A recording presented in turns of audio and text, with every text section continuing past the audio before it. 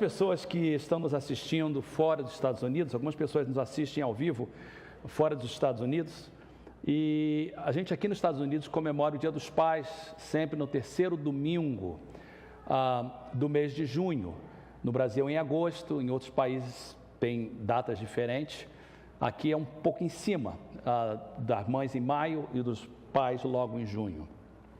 E eu gosto de usar essa oportunidade para falar um pouquinho sobre o pai. E eu dei o título dessa mensagem como ser um bom pai, aprendendo com quem não foi. Ser pai e mãe não é fácil. No mundo caído que nós vivemos, é impossível sermos pais perfeitos, dominar a arte de criar filhos. Eu estava ouvindo alguém falar outro dia que filho é muito bom, mas não vem com manual. Então a gente não sabe como fazer, a gente vai aprendendo aos poucos. E quando a gente fala de criar filhos no temor do Senhor, Teresa leu o Salmo 128, citou o Salmo 128, que bem-aventurado, feliz é o homem, abençoado é o homem que teme ao Senhor. E a Bíblia nos encoraja a não só temer ao Senhor, mas criar os nossos filhos no temor do Senhor. Então, os pais assumem a maior responsabilidade bíblica para ensinar os nossos filhos perante o Senhor, a amar ao Senhor, a servir ao Senhor. A Bíblia é muito clara dessa responsabilidade, tanto do pai como também da mãe, para criar os seus filhos na demonstração do Senhor, criar os seus filhos no temor do Senhor. E isso não é automático.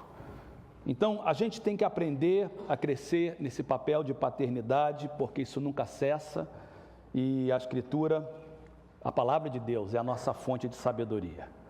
Por isso que a gente ouve assim, como eu amo a tua lei. Nós cremos que a Bíblia é a nossa fonte de sabedoria, de riqueza, de conhecimento, e ela nos oferece instruções muito claras de como nós devemos criar os nossos filhos. Ela nos fornece modelos do que nós devemos fazer e também do que devemos ser.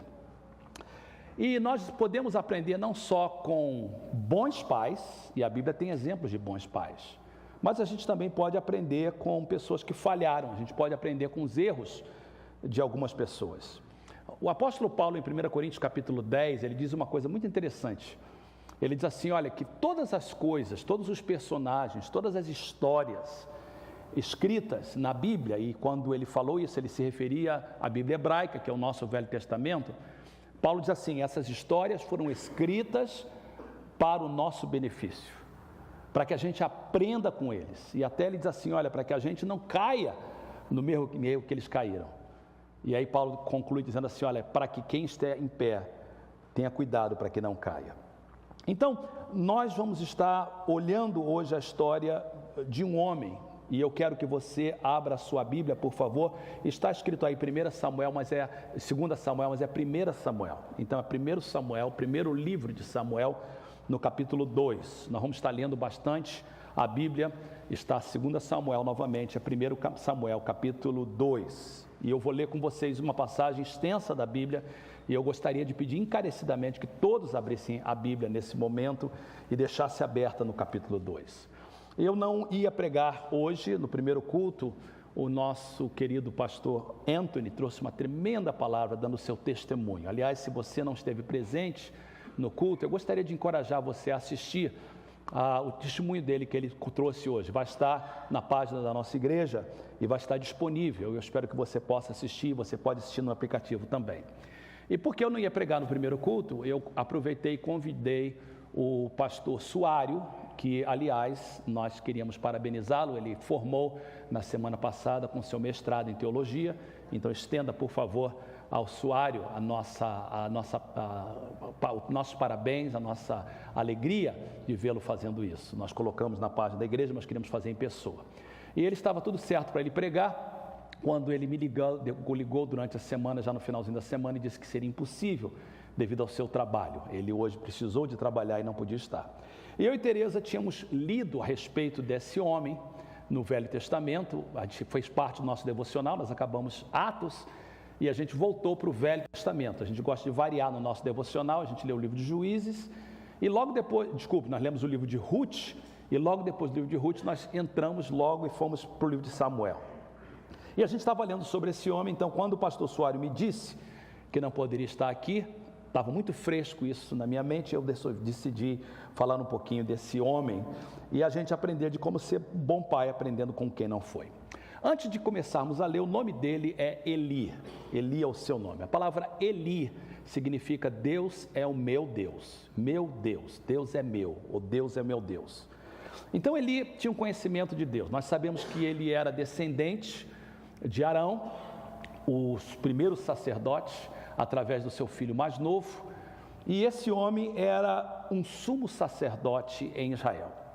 Ele viveu numa época muito triste da história de Israel, ele viveu na época dos juízes, e a época dos juízes foi a época dos pontos mais baixos da história de Israel.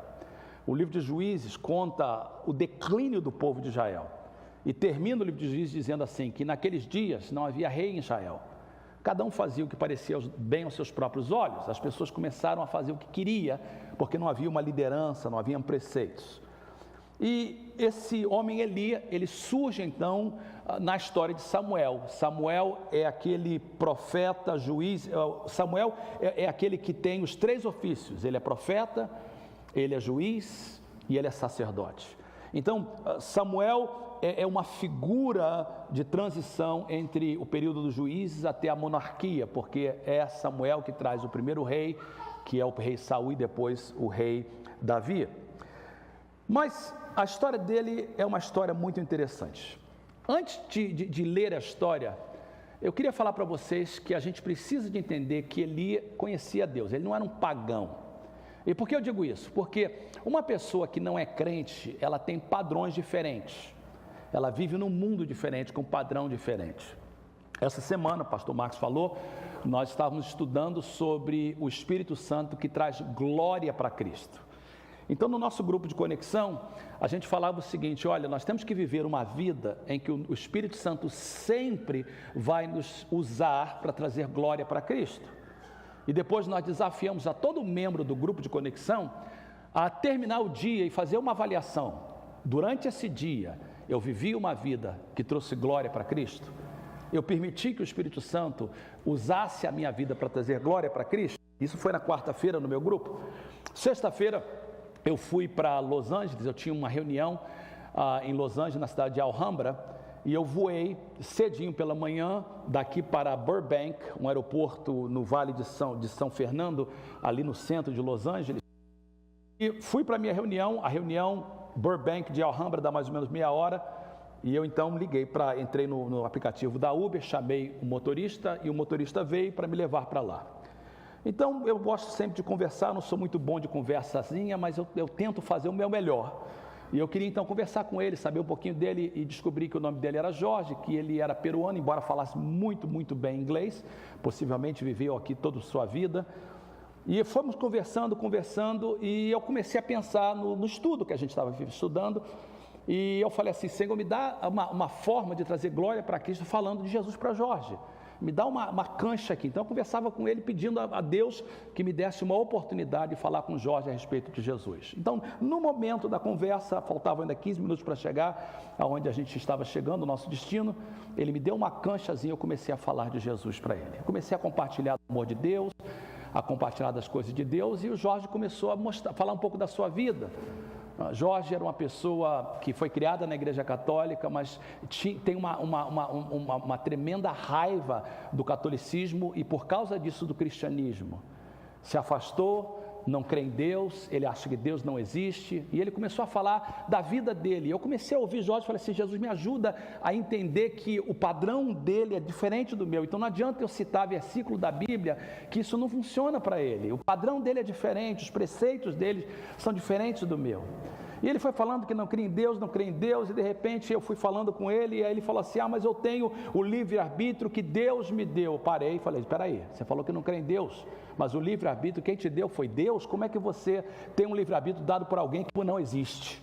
E a gente começou a falando, e ele começou a falar a respeito dos filhos, e como ele criou os filhos, e etc. O filho dele mora aqui em São Francisco, e a gente começou a falar, e eu não consegui trazê-lo para Cristo, mas eu creio que a semente ficou no seu coração. Quando terminou, eu despedi dele, disse que estaria orando por ele. Cheguei na reunião, numa reunião de pastores, eu pedi que todos orassem pela salvação do Jorge. E você, na sua oração essa semana, ore para que o Jorge venha ao conhecimento de Cristo. Mas eu uso essa história do Jorge só para dizer para vocês que, como as pessoas que não têm Deus, elas têm um padrão diferente de vida.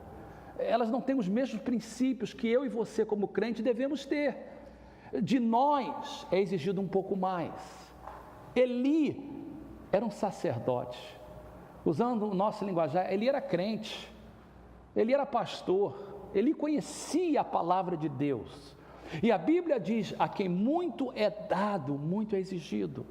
Quanto mais conhecimento nós temos, mais nós seremos requeridos por esse conhecimento.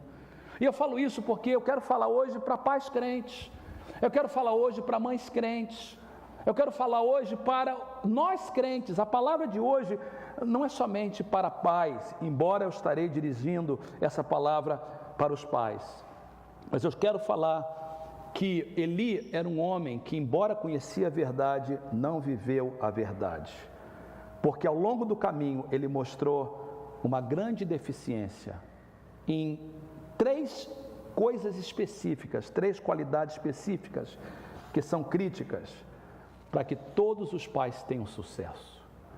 E como ele falhou nessas três características, não só ele pagou um preço muito alto. Se você já leu 1 Samuel, você sabe como ele morre, você sabe o final dele. Não só ele pagou um preço muito alto, mas os seus filhos pagaram um preço muito alto, a sua nora pagou um preço muito alto, os seus netos pagaram um preço muito alto, e a nação de Israel pagou um preço muito alto. Quando eu e você erramos, quando a gente conhece a verdade, uma coisa é errar em ignorância, porque se a gente ignora, nós não somos responsáveis.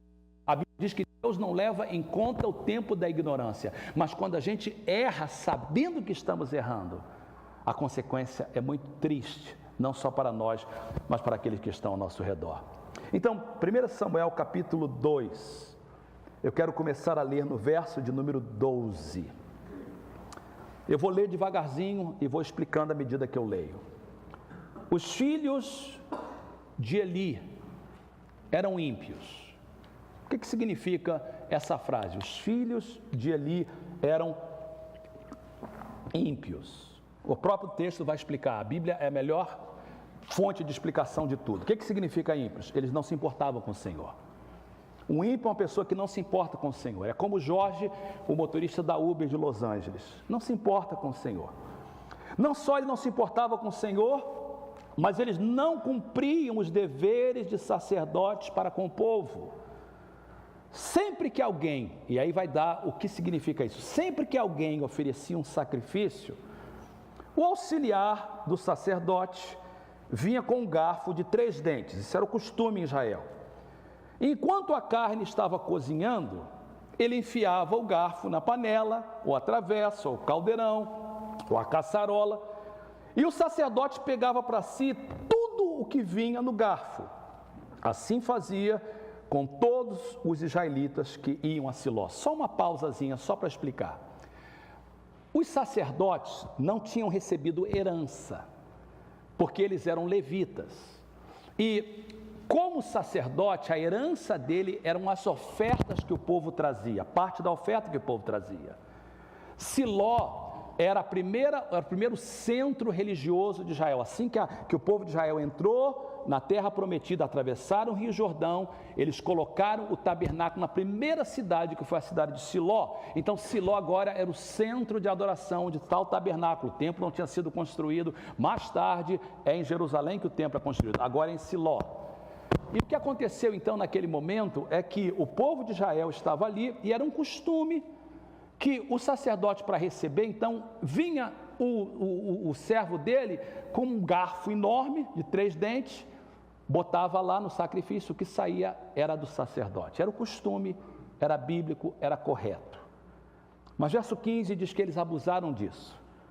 Antes mesmo de queimarem a gordura, porque a gordura era a parte-chave da oferta, vinha um auxiliar do sacerdote e dizia ao homem que estava oferecendo o seu sacrifício: dê um pedaço dessa carne para o sacerdote assar, ele não aceitará de você carne cozida somente crua. Ele quer fazer um churrasco e quer bastante gordura. Verso 16: se o homem lhe dissesse, deixe primeiro a gordura se queimar e então pegue o que quiser, o auxiliar respondia: não, entregue a carne agora, senão eu a tomarei à força. Olha o verso 17. O pecado destes jovens era muito grande à vista do Senhor. E aqui está a frase-chave: pois eles estavam tratando com desprezo a oferta do Senhor. Queridos, a oferta a Deus é coisa muito séria.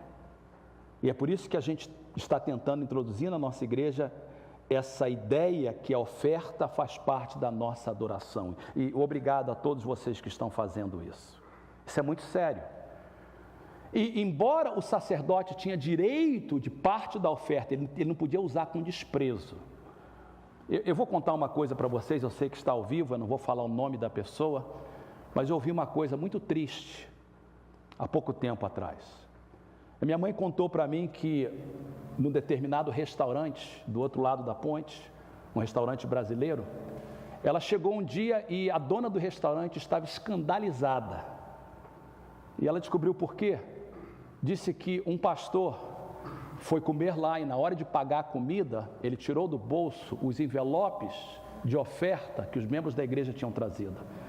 Ele abriu os envelopes de oferta, pagou a comida e jogou os envelopes no lixo. Aquilo escandalizou aquela mulher de uma forma terrível. E quando ela chegou, ela contou a história e a pessoa não acreditou. Ela falou assim: vem aqui no lixo, eu vou te mostrar os envelopes de oferta.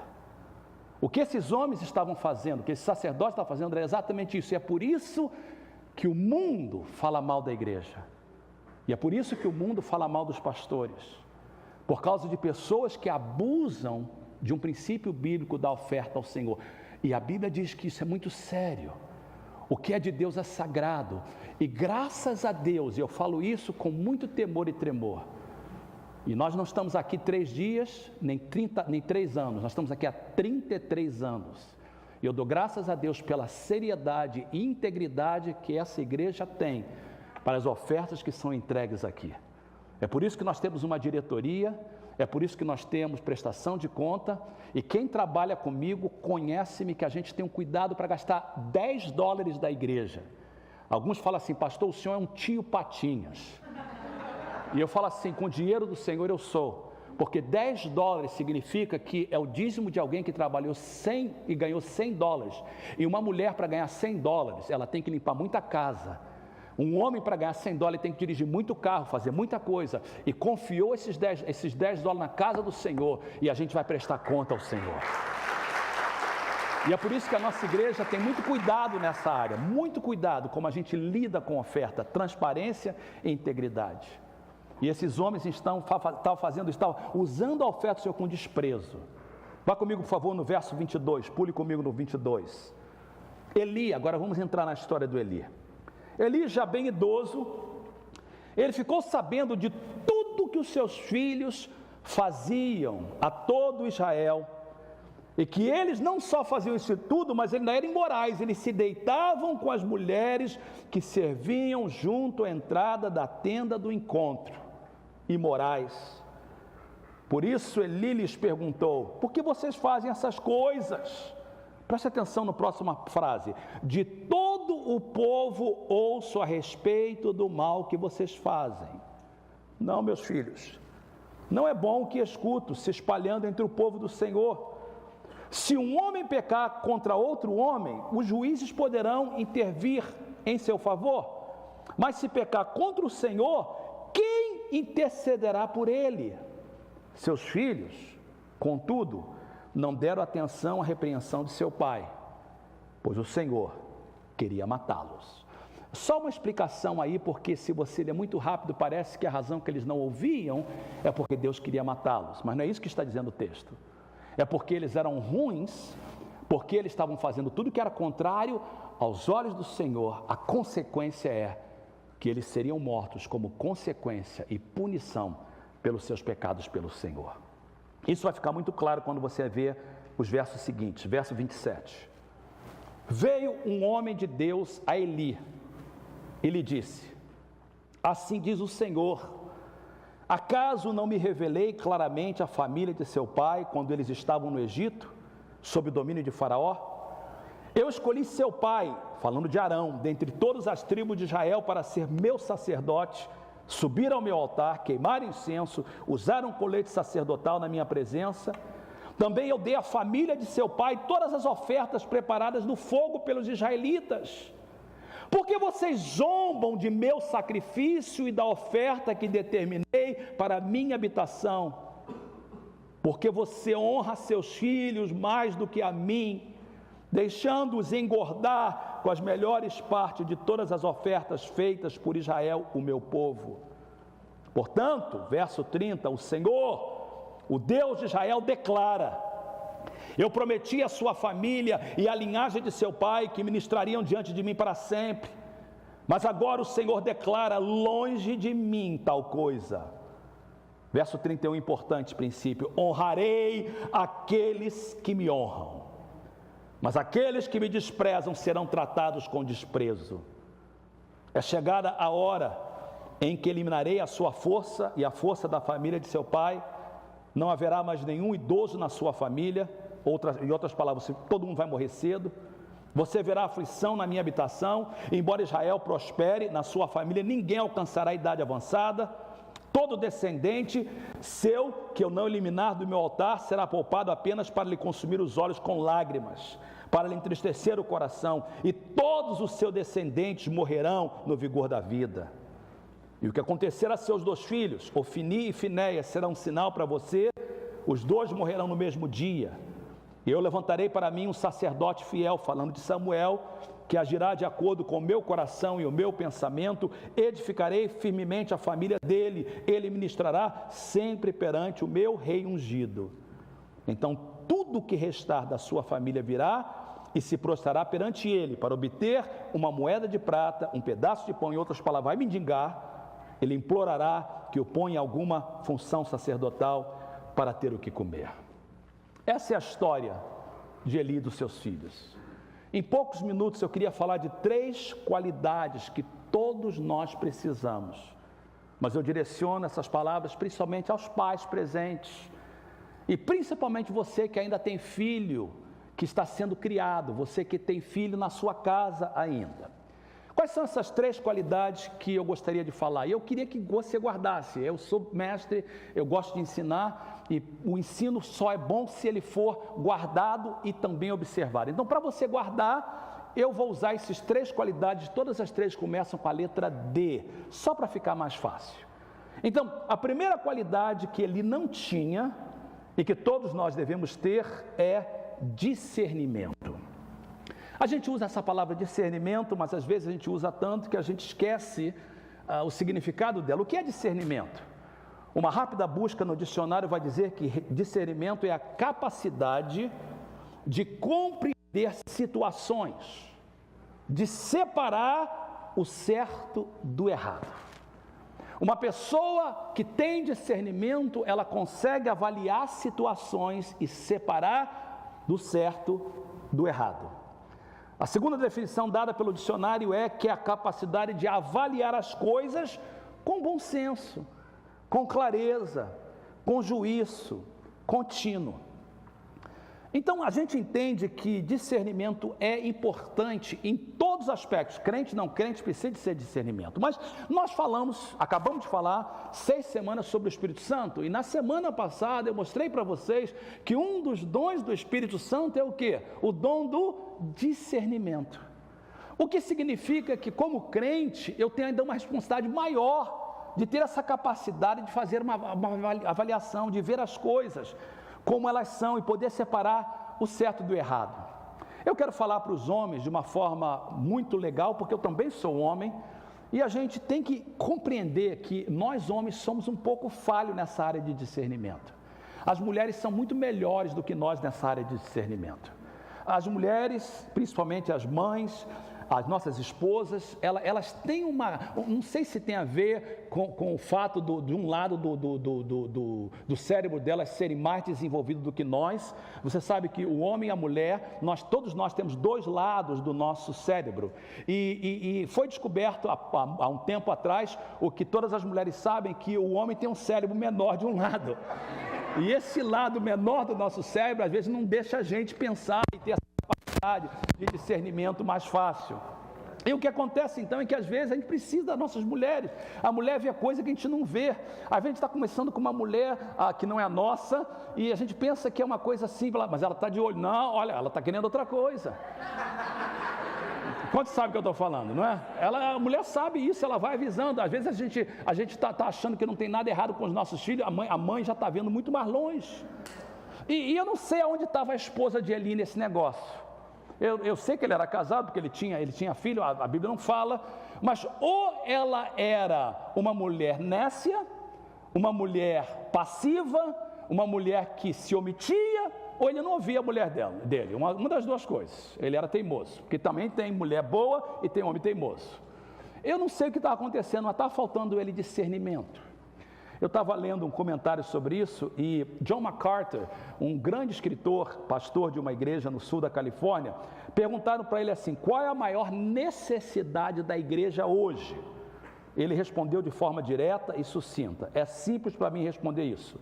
O maior problema da igreja hoje é a ausência de discernimento. Ou seja, os crentes hoje não discernem, não conseguem fazer essa avaliação. As mulheres vêm para a igreja, não discernem nem a roupa que vai usar. Ela vem com uma roupa que não tem nada a ver. Essa semana minha esposa postou um vídeo de uma moça no Brasil, uma moça nova, eu não sei a idade dela, mas ela deve ter no finalzinho dos seus 18, 19 anos, não tem mais do que isso. E ela falava sobre a roupa da mulher cristã. Eu achei tão lindo que eu falei: Fernando, passa para todo o pessoal do louvor, para o pessoal entender sobre isso. A importância de discernimento na onde a gente vai, discernimento das pessoas que a gente lida, as pessoas que a gente vai conversar. Alguém me ligou essa semana, a pessoa não está aqui, mas eu vou ter a oportunidade eu quero ter a liberdade de falar. Mas alguém me ligou essa semana e falou assim: pastor, a gente vai ter um jantar, gostaria da sua presença, mas a gente tem uma dificuldade porque a gente quer servir vinho. E o senhor avisou depois de uma festa de um barco terrível que teve aí, que ninguém lhe convidasse mais aonde tivesse bebida alcoólica. Mas eu queria muito a sua presença. Eu agradeci o convite dele e falei: querido, muito obrigado pelo seu convite, mas você decide, é mais importante a minha presença ou o vinho? Se o vinho for mais importante, eu abençoo a sua festa sem nenhum problema, continuo te amando. E ele falou: pastor, obrigado por essa palavra. E depois ele ligou para mim e falou: pastor, decidimos que a sua presença é mais importante do que servir vinho, e a gente quer a sua presença. Eu falei: estarei lá, eu estarei lá. São coisas assim que a gente tem que aprender a discernir, irmãos. E quando a gente cria filhos, eu vou ser sincero, quando eu preparava essa mensagem, eu reconheço que às vezes, na criação dos meus filhos, eu falhei, eu poderia ter discernido mais, principalmente quando os meus filhos eram pequenos, principalmente quando eu estava lidando com a minha filha, e quem tem filha sabe que a necessidade de você, pai, com a sua filha, é muito importante, e a gente pode melhorar no nosso discernimento, mas o que acontece é que Eli, a vida dele prova que ele não tinha discernimento. Ele era um sacerdote, ele era ele era sacerdote do Senhor. Conhecia Deus, mas não tinha discernimento. Ele acusou uma mulher piedosa, a mãe de Samuel, Ana, de um comportamento de bêbado quando ela estava orando. Ele aparentemente foi inconsciente aos seus próprios filhos, que estavam abusando do seu ofício sacerdotal, estavam fornicando, roubando os sacrifícios embaixo do seu nariz. Como é que ele não viu tudo isso se passando? Como é que ele não teve discernimento para isso? Eventualmente ele confrontou os seus filhos, mas foi somente depois que a conduta perversa dele se tornou conhecimento comum entre os israelitas. Note que quando ele foi confrontar os seus filhos, ele disse assim: olha, eu estou vindo aqui porque o pessoal está falando. O pessoal está falando ali, você está a esperar o pessoal falar para você corrigir os seus filhos. O discernimento dele era um discernimento vazio. Os pais precisam de discernimento. Os crentes precisam de discernimento, essa capacidade de compreender situações, de separar o certo do errado, de avaliar as coisas com bom senso, com clareza, com juízo contínuo. Às vezes a gente tem discernimento, mas a gente não quer confrontar ninguém, porque se a gente confronta, a gente acha que as pessoas não vão gostar da gente. Às vezes até o pai tem discernimento, vendo que o filho está fazendo uma coisa errada, mas não quer corrigir, porque quer evitar conflito. E o que acontece é que quando você tenta evitar conflito, você está encobrindo o pecado. Isso temporariamente pode até servir, mas eventualmente o pecado trará consequências inegáveis. No entanto, o discernimento apenas identifica o problema. O discernimento é a primeira coisa que a gente precisa de ter, capacidade de entender as situações, de definir o que é certo e errado. Mas você tem que ter o segundo passo.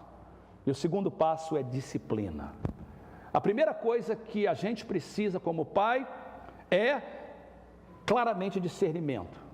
E a gente precisa como crentes. A segunda coisa é disciplina. A palavra disciplina tem um sentido duplo. Disciplina é quando a gente é disciplinado, ou seja, vive uma vida regrada, ordenada. Mas a palavra disciplina também fala de correção. E disciplina, quando é usada no sentido de correção, não é castigo. Eu gosto muito da definição de disciplina. Disciplina é domar, é refrear, é trazer ordem aonde há desordem. Por isso que uma pessoa disciplinada é uma pessoa organizada, ordenada. Disciplina é colocar as coisas nos seus devidos lugares. Neste caso, as atitudes de nossos filhos. Claramente, Eli não só faltou ter discernimento, mas faltou exercitar disciplina. Eli pôde até mesmo confrontar os seus filhos, embora sob coação, mas ele nunca tomou nenhuma ação disciplinar contra os seus filhos. Diz que os seus filhos não ouviram o que Eli falou, e Eli não fez nada sobre isso. Ele era o sumo sacerdote, ele tinha que disciplinar os seus filhos, ele tinha que tirar os seus filhos. Ele simplesmente falou, eles não ouviram, ele não fez nada, ele não disciplinou. Ele pode até ter pensado uma coisa, sabe de uma coisa? Eu amo meus filhos, se eu for muito duro com eles, vou colocar eles no mundo e vai ser muito pior, mas eles já estavam no mundo. Olha o que a Bíblia diz, queridos. Eu gostaria de projetar para os pais alguns versículos muito importantes. Vamos começar com Provérbios capítulo 13, verso de número 24. Diz assim: quem se nega a castigar seu filho não o ama. Quem o ama não hesita em discipliná-lo. Se você não disciplina o seu filho, e isso vai para pai e para mãe, isso vai para pastor, isso vai para líder. Se a gente não disciplina quem está errado, isso não é falta de amor. Pelo contrário, isso é amor. Às vezes eu, como pastor, tenho que tomar atitudes. Outro dia eu tive que tirar uma pessoa da escala do louvor. E quando eu fiz essa decisão, eu expliquei que a decisão seria o seguinte: eu não quero que ninguém venha na igreja só para cantar. Eu quero que a pessoa que canta tenha uma vida com a igreja. Eu quero que as pessoas que louvem ao Senhor estejam vivendo a vida da igreja. Não adianta subir aqui no púlpito se não estiver vivendo aquilo. Eu até me preocupo um pouquinho com essa nova maneira de nós ofertarmos, que o pessoal do louvor estão cantando na hora de ofertar. E eu oro que vocês que estão cantando entendam que a participação de vocês no momento da oferta também é importante. Mas eu fiz uma decisão de não disciplinar, simplesmente eu falei assim: olha, essa pessoa eu não gostaria que fosse escalada, porque ela não está vindo na igreja. E algumas pessoas falaram: pastor, mas ela precisa de estar no louvor para estar na igreja. Eu disse: essa não é a razão pela qual alguém está na igreja. Está na igreja porque a gente ama a Cristo. Eu peguei meu telefone, liguei para essa pessoa e ela, com muito carinho, falei para ela: olha, eu quero que você não cante durante um período de tempo, por essa e essa razão. Ela: seu pastor, muito obrigado, o senhor está certo, o senhor me ama, é por isso que o senhor está fazendo isso, muito obrigado. Mas às vezes a gente fica com medo, achando que a disciplina é falta de amor. Não, a palavra de Deus diz que quem nega castigar seu filho não ama, quem o ama não hesita em discipliná-lo. Vamos lembrar do conselho de Salomão, e o conselho de Salomão é muito claro em Provérbios capítulo 19, verso 18, assim: discipline seu filho, pois nisso há esperança, não queira a morte dele. Esse versículo é muito importante, pois nisso há esperança, sugere que chega um momento em que é tarde demais. Discipline o seu filho antes de ser tarde demais. Para Eli, a hora que ele quis trazer alguma, nem foi disciplina, foi simplesmente um confronto, era tarde demais. E no caso de Eli, ele era muito velho, confrontou seus filhos. Eu vou mudar de microfone porque esse microfone não está me ajudando. Onde que está o outro microfone? Me ajuda aqui alguém? Cadê o microfone? Eu vou mudar aqui, que esse aqui está aqui, esse aqui está endemoniado.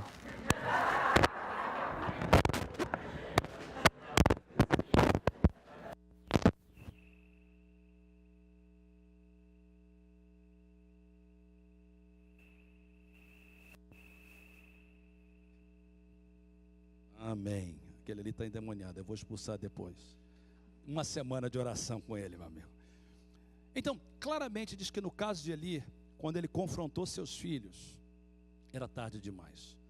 E note que a segunda parte do versículo é assim: não queira a morte dele, ou seja, dos seus filhos. E no caso de Eli, isso não foi uma ameaça divina vazia. O versículo diz que o Senhor queria matá-los. Ou seja, porque eles eram sacerdotes. E esse versículo é muito forte. Você diz, pastor, como é que Deus queria matar alguém? Porque a quem muito é dado é muito exigido. Esses homens eram sacerdotes. Eles não podiam estar fazendo o que eles estavam fazendo. Eles estavam vivendo uma vida imoral, uma vida de ganância. E porque eles não foram disciplinados, isso aconteceu com eles. Além disso, o comportamento dos filhos de Eli é exatamente o que a Bíblia adverte que acontecerá se nós pais não disciplinarmos os nossos filhos. Em Provérbios capítulo 29, o verso 15 diz assim: a vara da correção dá sabedoria, mas a criança entregue a si mesmo envergonha a sua mãe, envergonha o seu pai. Um outro versículo, eu amo esse versículo na tradução da Nova Linguagem de hoje, Provérbios 22, 15 diz assim: é natural que as crianças façam tolices, mas a correção as ensinará a se comportarem.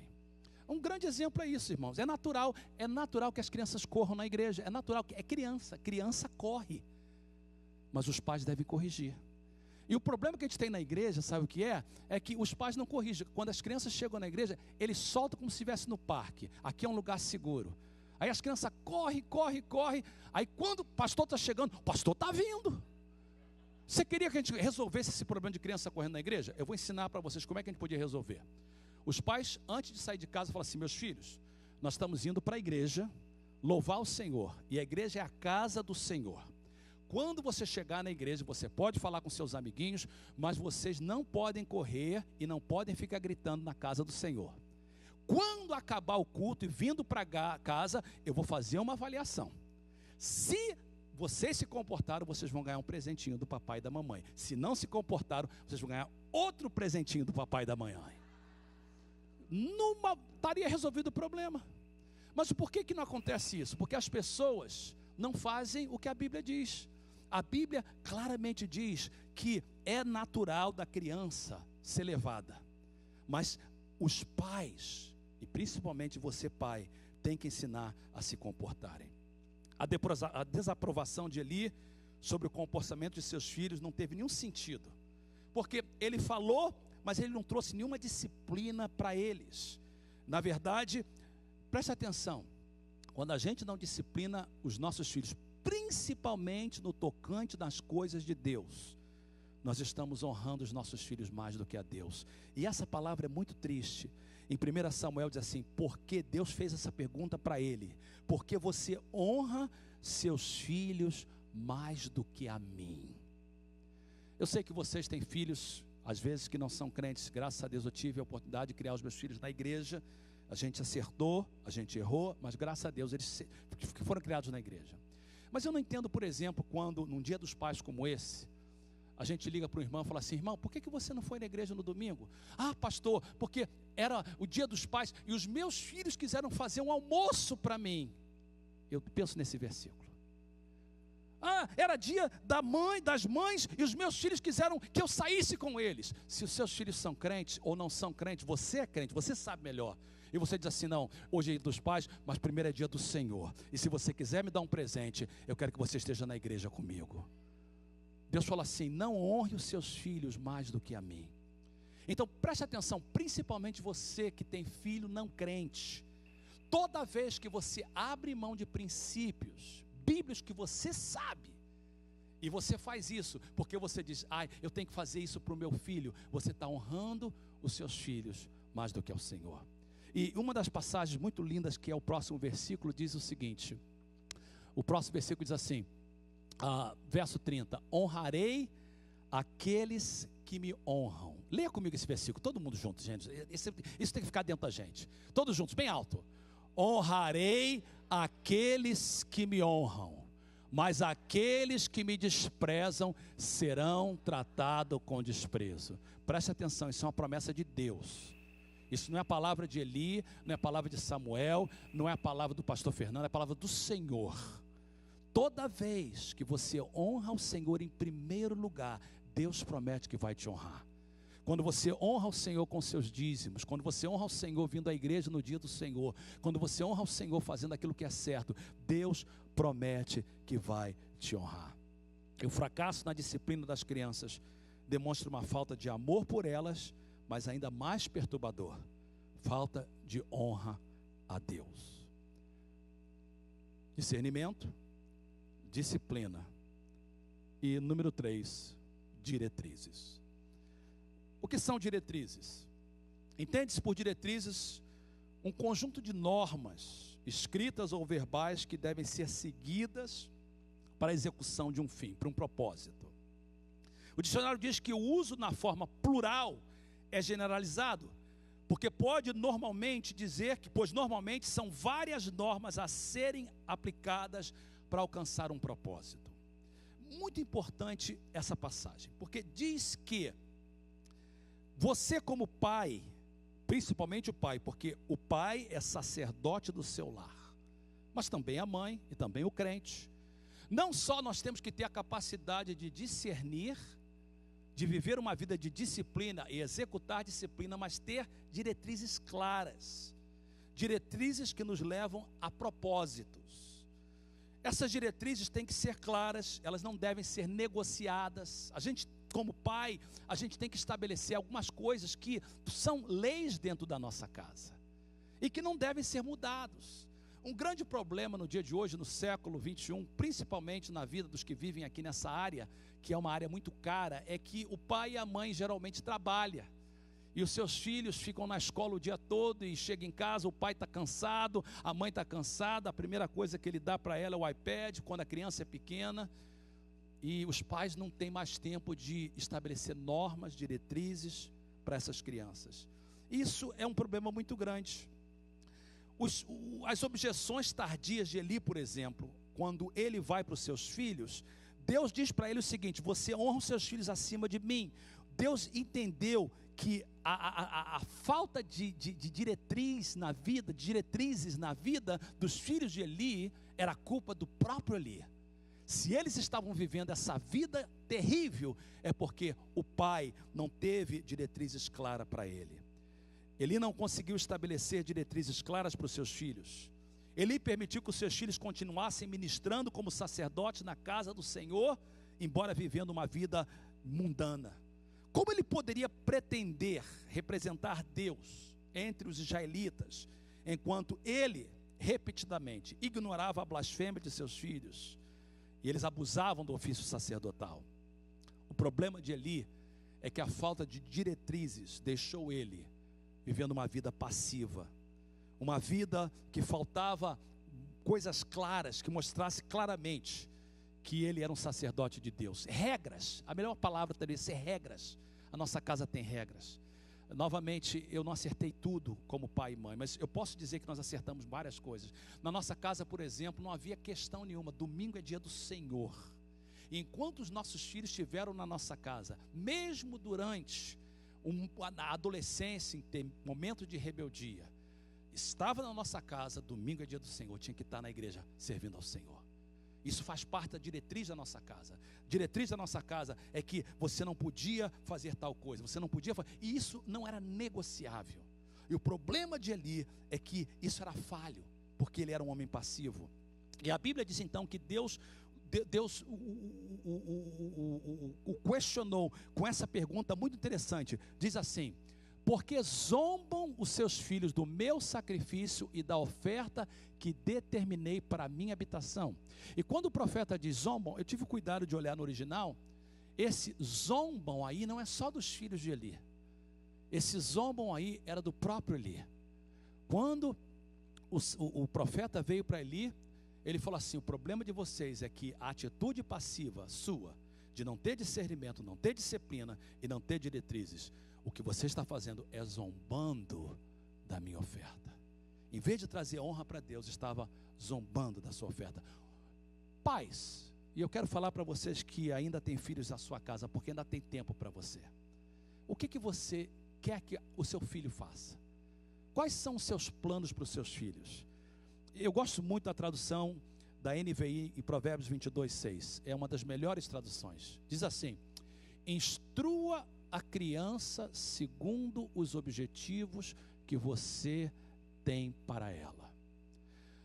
Se você fizer a sua parte, não é garantia que os seus filhos vão se tornar crentes. Eles têm, como diz o Jorge lá, do motorista da Uber, eles têm livre-arbítrio dado por Deus, embora ele não creia em Deus. Hoje nós ouvimos um testemunho tremendo do pastor Anthony. E ele atribuiu a sua vida à oração da sua mãe. Ele disse assim: minha mãe orava por mim todos os dias e me ensinou o caminho do Senhor. E ele disse que no momento da vida dele, quando ele tinha 16 anos, ele se afastou. E durante mais ou menos 4 anos da vida dele, 3, 4 anos da vida dele, ele viveu uma vida totalmente contrária daquilo que a sua mãe e seu pai tinham depositado na vida dele. Mas a segunda parte do versículo diz assim: um dia ele vai voltar. E ele então conta que com 19 anos, ele encontrou o Senhor de novo. E ele disse para nós claramente essa manhã: e eu atribuo à minha volta o que minha mãe me ensinou lá atrás. Então, você quer que o seu filho sirva ao Senhor? Você quer que seu filho seja um homem ou uma mulher de sucesso? Tenha diretrizes claras. Instrua os seus filhos nessas diretrizes. Eu quero terminar com essas 3 palavras novamente. Eu queria pedir que você repetisse ela comigo, por favor, bem alto: discernimento, disciplina e diretrizes. Nós estamos hoje aprendendo como ser bons pais, aprendendo com quem não foi. Nós vimos 3 características importantes para sermos bons pais, para sermos bons crentes, para sermos bons servos de Deus. Nós precisamos de ter discernimento, capacidade de poder avaliar as coisas, reconhecer o que é bom e o que é ruim, ter uma vida de disciplina e disciplinar aqueles que não estão seguindo no que é certo. Precisamos de diretrizes claras. Eli, o personagem que nós estamos olhando, não conseguiu discernir os pecados dos seus filhos, ele não conseguiu discipliná-los, por isso ele não conseguiu dar a eles diretrizes claras. E a história é muito triste, o final da história é muito triste. O julgamento de Deus acontece. Agora, é interessante, eu não tenho tempo, porque o tempo está avançado. Olhe para mim só um momento. O texto diz que, como consequência disso, primeiro acontece que os 2 filhos de Eli morrem no mesmo dia. No mesmo dia, Ofni e Finés morrem. E quando uma pessoa vem trazendo a notícia que os seus filhos tinham morrido na guerra, a Bíblia diz que Eli estava sentado e ele era um homem muito gordo. E quando ele ouviu a notícia, ele caiu, quebrou o pescoço e morreu. A pergunta é: por que o texto diz que ele era um homem muito gordo? Você tem que entender que ali, aquela palavra está ali por uma razão. Ele era muito gordo, porque se você voltar no capítulo 2, quando o profeta vem e diz: por que os seus filhos vivem se engordando das ofertas? Eli participava de forma indireta na imoralidade dos seus filhos. A pergunta é: como é que ele ficou tão gordo comendo do sacrifício que os seus filhos roubavam? Isso é muito sério. Porque quando a gente vive uma vida passiva, mesmo a gente achando que é certo, a gente pode começar a, de uma forma indireta, participar naquilo que desagrada a Deus. E a consequência será terrível. Seus 2 filhos morreram, Eli morreu, a nora colocou o nome do filho dela de Icabode, porque naquele dia a arca do Senhor foi tirada de Israel, ficou com os filisteus, e toda a descendência de Eli foram amaldiçoados, tudo porque um homem não desenvolveu discernimento, disciplina e não teve diretrizes. Essa mensagem, primeiro, são para os pais. Eu dedico aos pais, principalmente você que tem filho pequeno, você que ainda está criando seu filho e está em casa. Ouça novamente, peça ao Senhor: Senhor, me dá discernimento, me ajude a exercitar a disciplina, ajuda-me a ter diretrizes para minha casa, porque eu sou o sacerdote do meu lar. Essa mensagem também é para todos nós, independente se você é pai, mãe, para nós crentes. Toda vez que eu prego uma mensagem, eu sou o primeiro a comer dela. E eu oro e digo assim: Senhor, me dá mais discernimento, me ajuda a ter mais disciplina e não ter medo de disciplinar os que estão abaixo da minha liderança, e me ajuda a ter diretrizes claras, como pai, como esposo, como avô e como pastor do teu rebanho. Fique de pé comigo, por favor, e feche os seus olhos, curve a sua cabeça.